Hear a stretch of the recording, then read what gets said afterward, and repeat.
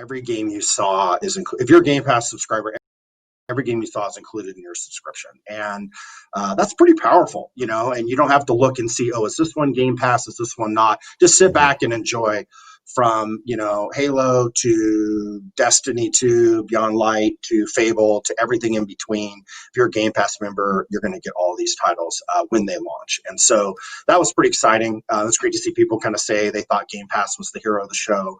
And that also gave every game like a sense of purpose. So there was a lot of exclusives from our first party teams. Everything past the Bungie title were all console launch exclusives from our third party partners. So you saw a real focus on exclusive games and a focus on Game Pass as something that we know fans that are invested in the Xbox ecosystem is sort of like, this is our gift to you and all the things that you get as an Xbox fan or a Game Pass member. A lot of people have also been wondering about Xbox Live and how that's going to relate to Game Pass. There was something online, I think, where it's like the 12-month Xbox Live might not be available or something. Can you explain to people how is that going to work moving forward? Are you phasing out Xbox Live and it'll all become Game Pass, or how will that work for consumers?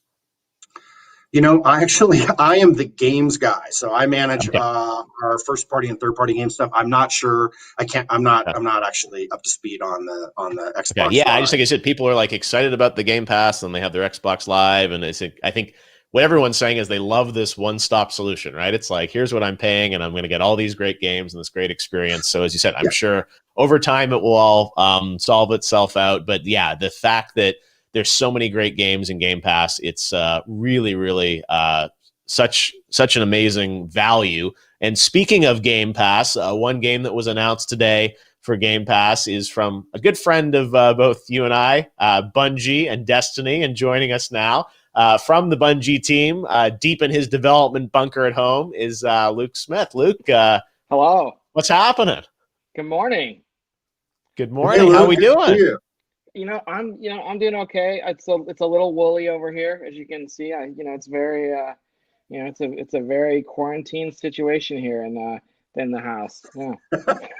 Well, you have a way better quarantine look than I do. You've got the dev quarantine, been hard at work for months look, Luke. That's very impressive. I think that if I could just summon the entire Bungie team here, like everyone has probably a similar haggard, all hands on deck. It's the way I've described it is the quarantine has really changed the way we develop games, and it's like we're all in the rowboats, just grabbing the oars and trying to like get it going in the same direction. Like we've never made a game this way before. So no, and I have to say, all these teams, what they've been able to accomplish with development, and you think of voiceover and motion capture and music recording and everything. I mean, it's just really challenging for studios to do this stuff. So yeah, Aaron, hats off to you and the whole Xbox first party group for what you guys were able to pull together for this showcase. I mean, in an amazing number of games with a lot of diversity, as you guys have been saying, both in sort of genre and style and tone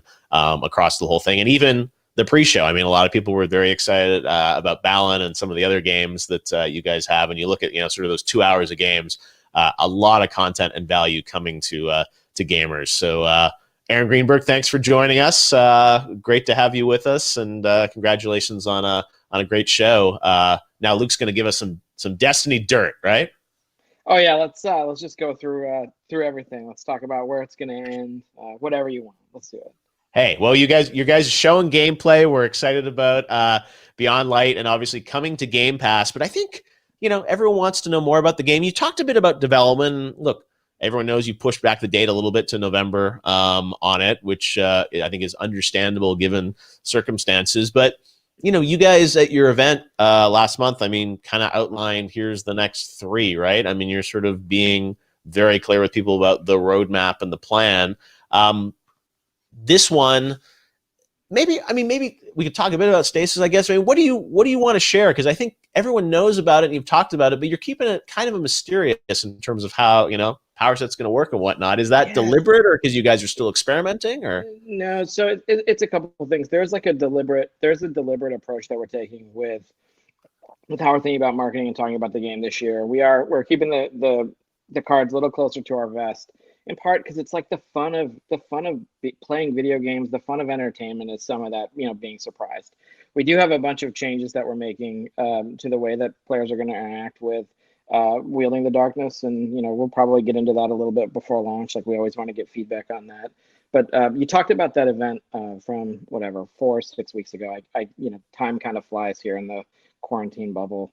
It's hard to keep track of anything. And what we're trying to do with Destiny is really let everyone out there know, like, this is, Destiny 2 is an awesome game that we are completely committed to. Like, you can see, that Game Pass, how Game Pass fits into this vision of that single evolving world you can play anytime, anywhere with your friends. Like, we want to be everywhere. To quote Ariel, like, we want to be where the people are. We have this awesome global community, and we want to keep growing it. And to close on the thing you pointed out at the top, Geoff, it's we wanted to lay out that Beyond Light is the beginning of this new era, and it's going to continue next year with the Witch Queen and arc that we've been building toward for some time. And of course, we're heading toward a moment that we're excited about with Lightfall at the end of this, like, kind of 3 expansions. Yeah, that's a lot of your life to devote to sort of planning out what you're going to do over the next couple of years. So how you think of it, obviously from a content perspective and a story, lore, narrative perspective, but I assume also from a gameplay perspective. So something like Stasis, tell us a bit about that. Is that something that obviously impacts the next 3 in a way, but are you thinking that far ahead of like how the gameplay is going to change each year? Yes. Or how do you map it out? Yeah, so even with something like Stasis, like we're going to launch kind of a bunch of the player side of the abilities for Stasis this fall, like the encase, freeze, shatter, like that's going to enter Destiny. And then over the course of the rest of the year, we're going to continue to add more. Like the creatures are going to gain access to it in a way that they won't have it at the start. Like you're going to fight creatures, obviously wielding it in the beginning, but it's not going to be, it's going to proliferate throughout the game, this ability to freeze, be frozen, etc. And then we look at our overall plan and we think about, right now we're obviously, ideating, early thoughts on what players are going to get to do next. That's a place where for us, we like to start thinking about it because we're trying to make awesome, fun toys for people who've been building their Guardians for, maybe 1 year, maybe 3 years, or maybe they've been with us the whole time, and it's been since 2014. So we usually start from a place of what's awesome that we can give the player. Tell us a bit about events and in-game events. You guys experimented with doing something pretty grand. I don't know, was it 2 months ago or whenever it was.